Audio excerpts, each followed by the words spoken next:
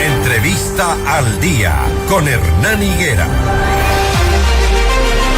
6:45. Gracias a quienes se conectan a la señal de Notimundo al día a través de FM Mundo 98.1 y www.fmmundo.com. Estamos ya con el doctor Stalin Zacoto. Él es comisionado del Comité Ecuatoriano de Derechos Humanos y Sindicales, CEDUS.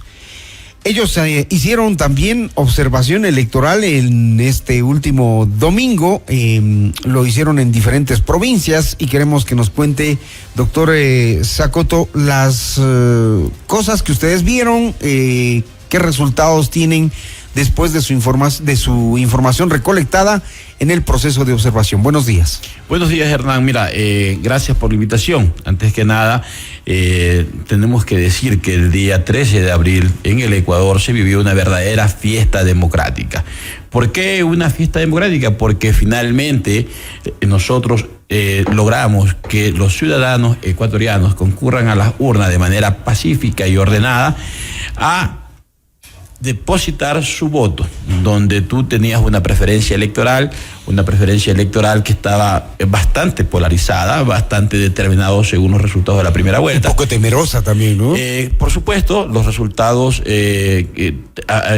no había certeza de lo que, de cuáles iban a ser los resultados, porque toma en consideración que todo esto de la universalización de la información a través de las redes sociales desenfoca un poco la realidad objetiva y te puede crear una realidad, una percepción de que puede darse tal o cual resultado. Bueno, pasando luego de la felicitación que tenemos que dar a la sociedad ecuatoriana por haber vivido este proceso electoral con una madurez, creo yo, política adecuada de los tiempos y de un proceso donde no ha sido fácil, toma en consideración, hemos tenido muchos procesos electorales que se han visto a veces empañados por actos de violencia. Sin embargo, en esta ocasión, nosotros de lo que pudimos observar no existió violencia. ¿Qué fue lo que existió? Hubieron ciertos recintos electorales que tuvieron que ser cambiados de ubicación geográfica a última hora. Pero el Consejo Nacional Electoral, que es la autoridad electoral que estaba a cargo del proceso, en primer lugar señalizó de manera adecuada el cambio y además asignó a los coordinadores que habían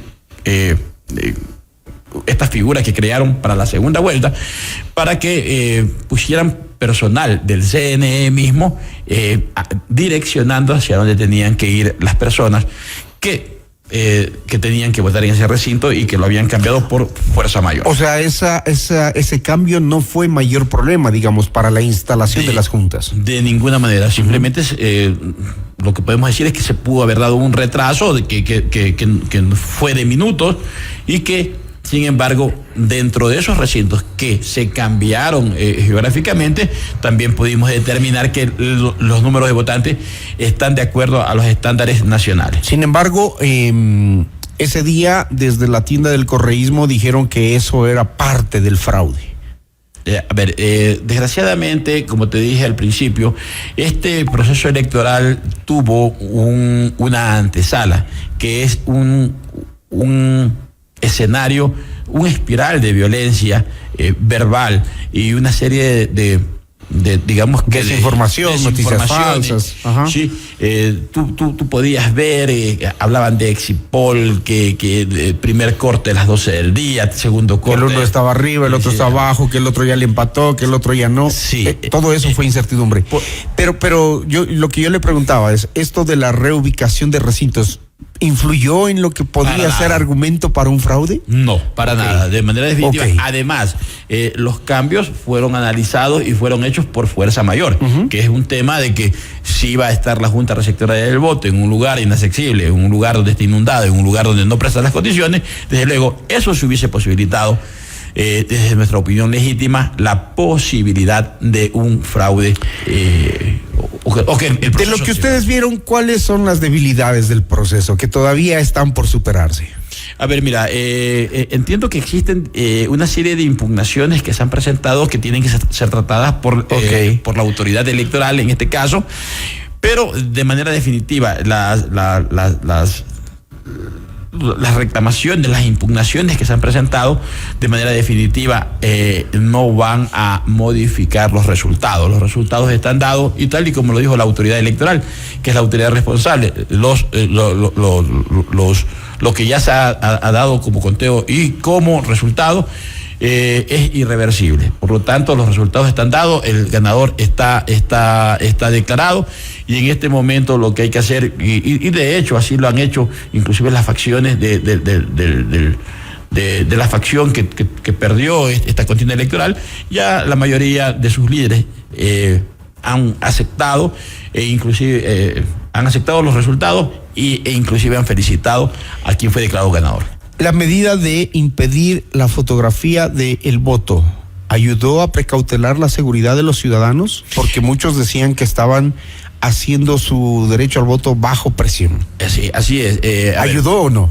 Mira, hay que ver qué es lo que sucedió en la antesala. La antesala es que en la primera vuelta existió el pronunciamiento, la denuncia de que en ciertos sectores del Ecuador los votantes habían sido extorsionados y tenían que mostrar a través de la foto de la papeleta de votación por quién votaron, caso contrario iban a ser, digamos que fueron intimidados.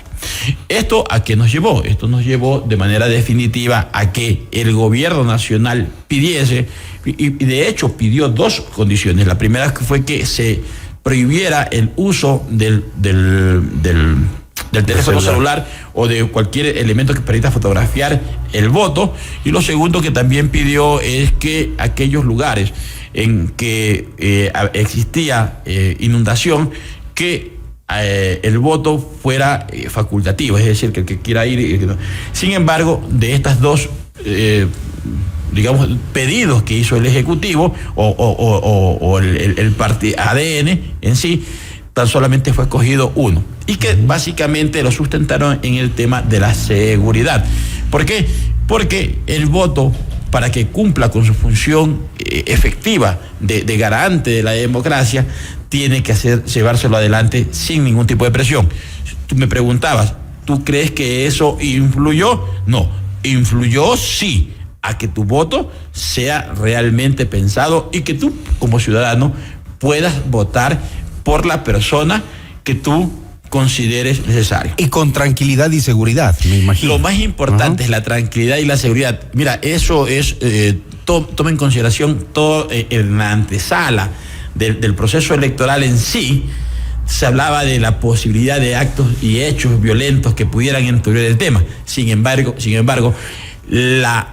el trabajo realizado por la autoridad electoral en coordinación con las Fuerzas Armadas y la Policía Nacional y todos los organismos de apoyo fue el adecuado. Doctor Sacoto, las otras misiones de observadores han hecho un informe en el que destacan, por ejemplo, aún ciertas debilidades del proceso de elecciones, como por ejemplo en el control de el financiamiento de las campañas. Ya, a ver, en eso sí siempre nos quedamos así, ¿cómo pagaron tanto? ¿De dónde salió tanto dinero? ¿Quién financió? Siempre nos quedamos con esa pregunta. Sí, a ver, pero toma en consideración que esto del control del financiamiento de las campañas es un tema que tiene que ser regulado, o sea, que de hecho es regulado por la autoridad electoral, en este caso el Consejo Nacional Electoral. Primera situación. Segunda situación es que es muy difícil en la realidad controlar si yo mando a hacer o 100 camisetas o mando a hacer 1000 camisetas, o si mando a imprimir 10.000 afiches o si mandé a imprimir tan solamente 100 afiches. Y ojo, porque no es solamente que existe un descontrol en la parte proporcional de lo que se dice que se gastó, que pudo haber sido más y se declara menos, sino que también en el otro sentido, que el gasto es menos y se dice que se gastó más, porque finalmente esa parte. Entonces coinciden en que es débil el control. Es débil, pero de manera definitiva es un tema que hay que irlo afinando, que hay que buscar nuevas herramientas de control. Tenemos que mira, toma en consideración en democracias que son mucho más maduras, ¿sí? El proceso de aporte electoral, ¿sí? Es mucho menos complicado de lo que es acá en el Ecuador. ¿Y por qué es menos complicado? Porque allá lo hacen en total democracia. por hablar de Estados Unidos, lo hacen en total democracia. En cambio, acá sucede lo siguiente, que si tú, Hernán, en un momento determinado decides apoyar a una u otra tendencia y esa tendencia pierde, finalmente tú pasas a ser del grupo de los perseguidos. Y ese es también una asignatura pendiente que tenemos dentro del Ecuador. Tenemos que saber, entramos a un proceso electoral, entramos a una contienda electoral y tenemos que tener la madurez política para que si las ideas que da uno u otro sector no son aceptadas en ese momento, no se constituyan en ese momento a los adherentes. Luego de eso, comenzar a perseguirlo o comenzar un tema de que ahora ya verás por qué no me apoyaste. Entonces, las situaciones democráticas no funcionan de esa manera. Cuando tú y yo podemos presentar posiciones que pueden ser adversas, son adversas en ese momento, pero finalmente es el pueblo ecuatoriano que mediante el voto libre y democrático quien va a escoger cuál es la mejor tendencia, y desde luego a través de ese voto estamos eligiendo un camino para el Ecuador, un camino para el mundo. Ojalá después de este proceso tedioso, largo, cansino de la campaña electoral y ya la decisión democrática que existe, en serio el CNE y los actores políticos se tomen el papel de hacer las reformas que faltan para fortalecer el sistema democrático, el sistema de elecciones, el sistema de partidos políticos, que queda como un enorme abanico de cosas que uno a veces ni conoce, ¿no? Usted se va a provincias y sale el partido Pepito Pérez, ¿no? Y hay de todo. Entonces, el sistema de partidos tiene que ser fortalecido, pero siempre después de cada elección nos quedamos con, ahora sí hay que hacer las reformas al Código de la Democracia. Así es, mira. Y nos quedamos ahí, pero nadie las hace. Así es que a veces, hay un principio dentro de la administración, cuando existe un desorden y ese desorden tú no lo arreglas, es porque ese desorden te beneficia. Te sirve, claro. Te sirve. Entonces, cuando esa es la verdad, te adaptas a la comodidad de todo lo que ese desorden te da. Desde luego hay que hacer ciertos ajustes dentro del Código de la Democracia que permitan tener reglas mucho más claras.